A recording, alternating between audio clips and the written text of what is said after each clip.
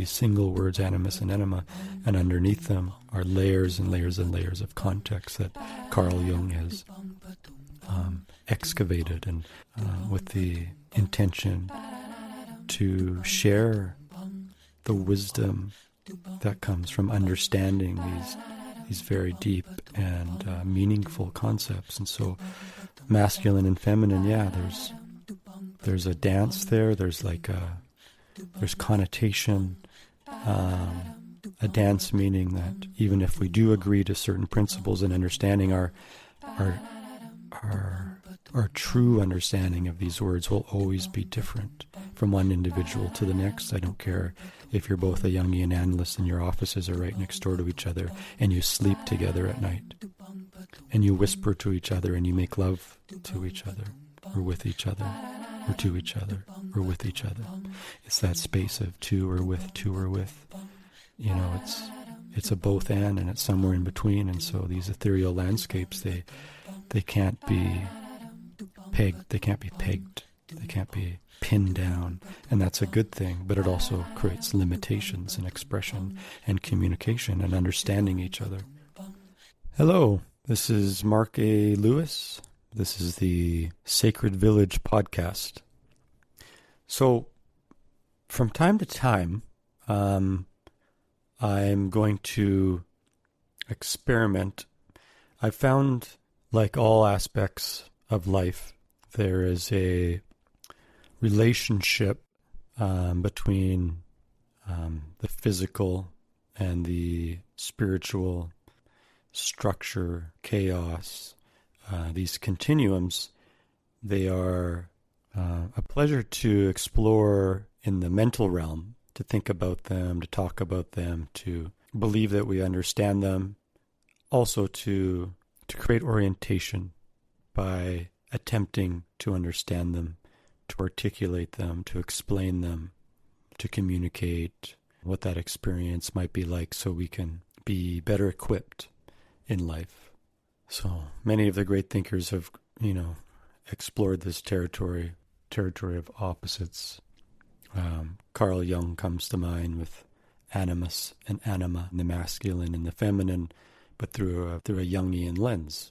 David Data has attempted to throw a life preserver to many men around the world, offering a rudder, a lifeline, some orientation, some discourse, some mental information for the mental realm to contemplate, to chew on, to digest, to hopefully digest, and to take into the body, take into the lived experience, because the lived experience is not so simple. The lived experience is impossible to put under a microscope, where you have many people trying to understand the nature of consciousness, scientists trying to quantify or qualify the nature of consciousness. So these things are elusive. And so for me, in putting together a podcast, so this form of communication, of expression for myself, to convey ideas, but to express my lived experience, so which is impossible, but the attempt is not futile. Like the attempt is useful. The podcast has never been a venture about business, about promoting a business. I will promote my business. I will promote my partner's music, and I will promote other friends, their offerings. And if there is a way to make money in a way that suits the value system, and then I will allow for that. I will take steps towards that. I will invest some time in that direction, some money in that direction. I will do those things in a way that is calculated from a rational perspective, but it's not why I'm speaking right now. It took me many years to get to this point of speaking the way I'm speaking right now. Many moments of time where I would have experiences of feeling an inclination to speak this way, to speak into a microphone, to record what I'm saying, to share these recordings in the form of what we call a podcast.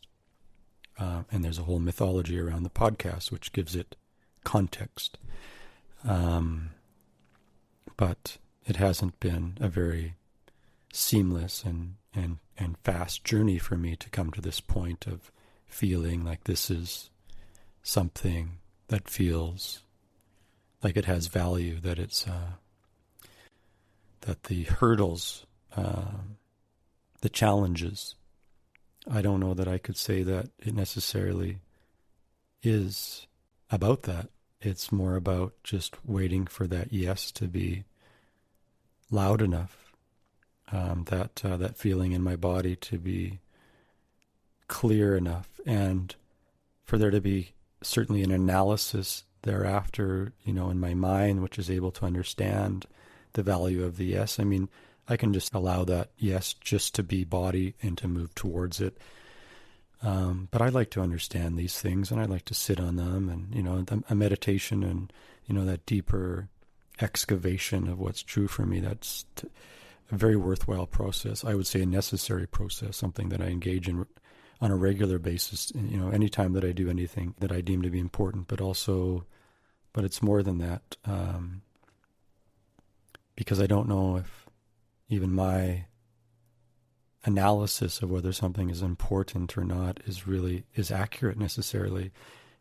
I may feel that there are high stakes in my nervous system around putting myself out there, around there being negative feedback or scrutiny, or a process like engaging in a very technical craft that requires a lot of cognitive function, that it requires a lot of time spent on looking at a screen, being engaged in that world of the computer.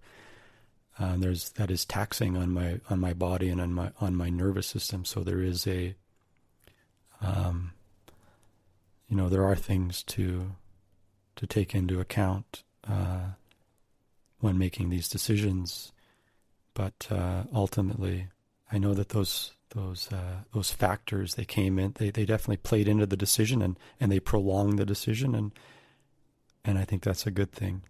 It allowed something for a period of gestation and incubation, to discern if it was real, if it was valuable enough, if it came up in my unconscious, valuable enough from what part of me? That's another very good question. But this process for me, discerning that yes is big, and it's about many things, and ultimately it's about a need that I have, and an acknowledgement to myself that it's time, and to not question why per se, that the process is important for me, that it has value for me, and it may have value for others. There's so much wrapped around this process in terms of ego constructs, self-confidence, just expression. I don't have the ability to analyze the various aspects of that equation. So the yes, though, does bring it into a world it's a world that's not necessarily just about me. It might have an impact on Elon Musk's decision to take a group of tourists to Mars, for all I know, in the year 2050. It might be the podcast that he listens to that pulls the trigger on this or that. And, I have no idea that when you put yourself out there into the world this way, in the way that technology allows for that, it's like a prayer in a way. Like, I would argue that we've had that technology as human beings ever since we developed consciousness, or we were given consciousness, or however that transpired, that act of prayer, the act of just being conscious and having a will, having an energy to strive or desire one thing or another. I believe that energy does go beyond. I don't believe that. I know that energy goes beyond this human individual vessel, that is Mark A. Lewis. I know that factually. I can't prove that factually, but I know that factually. So, yeah, I have my yes. And today's podcast was meant to be about something that just happened. And so I get to come around and I get to say that the purpose of this podcast and what I'm going to be calling these podcasts that will have a very specific identity, they will be rudderless. I will not know what I'm going to be talking about before I engage in the podcast. While other episodes, whether they're with other people or on specific topics, I will create some structure on paper. I'll give it some forethought. I will have a beginning and a middle and an end. I will have topics that I'm wanting to cover. I will give myself structure. I will allow the masculine to enter the equation through that lens of masculine having an archetypal relationship to structure. And again, masculine, feminine, these terms can be very useful. They can also be very limiting. Depends how we're using them. It depends on the context that we give them. Depends on how we use them. And they can be used differently from one conversation to the next. Between two people, the most important thing is how are we using them and how are we defining them and what meaning are we attributing to them, in my opinion.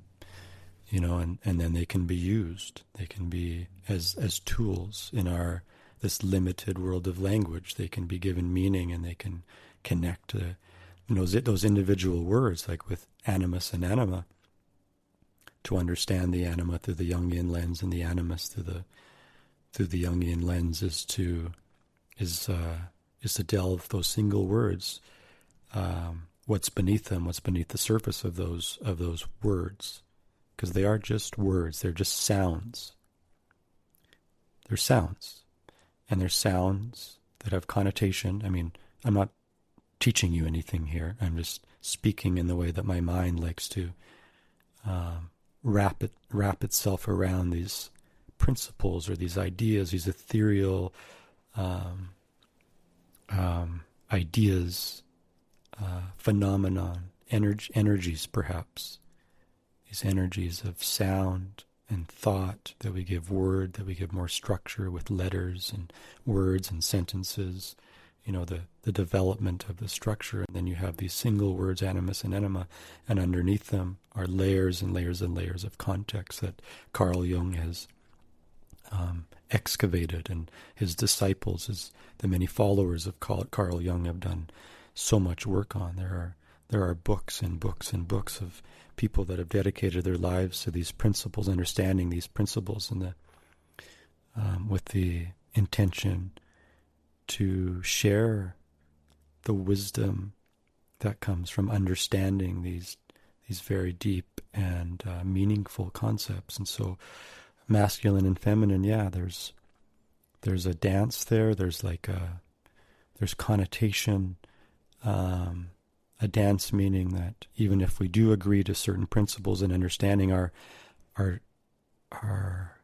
true understanding of these words will always be different from one individual to the next. I don't care if you're both a Jungian analyst and your offices are right next door to each other and you sleep together at night and you whisper to each other and you make love to each other or with each other or to each other or with each other. It's that space of to or with. It's a both and it's somewhere in between. And so these ethereal landscapes, they can't be pegged. They can't be pegged. They can't be pinned down. And that's a good thing, but it also creates limitations in expression and communication and understanding each other. So there I go again. I'm doing the thing that I had the intention to do, which is to allow. I'm calling these podcasts, they'll be labeled the Castaway podcast. I mean, it's kind of cheesy. There's connotation of Tom Hanks of the movie Castaway. And so this being out in the ether, rudderless, the way that Tom Hanks in that movie the way he went from being a civilized, colonized person. His cognitive orientation, his understanding of self was stripped away, and all he was left with was, as a rudder, was that volleyball. What was that name? The name of that? It's on the tip of my tongue. Maybe it'll come to me while I'm still out there, which I believe that I am. I do feel like I'm a little like Tom Hanks right now. I don't feel like I'm alienated, and I'm, in that cave, at the all is lost moment of that movie. I believe I'm on that raft, but that raft, I don't know where it's going. There's nothing about safety, about needing to fully surrender to God and not know if I'll get out of this alive. There's nothing like that, but I'm in a part of my consciousness, a place in body and mind and, in speech and, these different aspects of self are functioning. But there isn't an intention. I don't have any notes in front of me right now. It's a rudderless forum, a rudderless exploration, and I love it. I like to be there. I like to see what happens. I like to feel that freedom of just going where I need to go, right from the beginning, not knowing.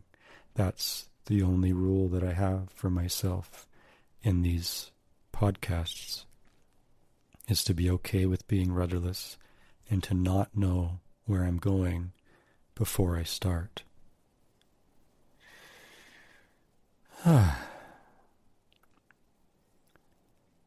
All my relations, I hope you have a beautiful day. Mark A. Lewis, Sacred Village Podcast.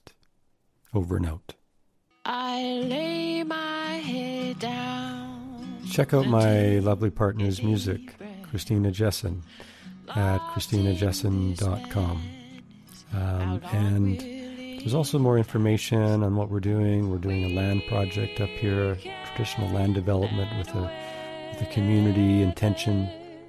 And if you're interested in any of the retreats that we're a part of and part of organizing, you can find all that information at sacredvillagepodcast.com.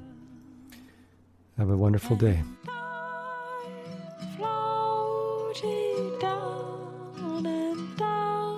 Like a feather I float.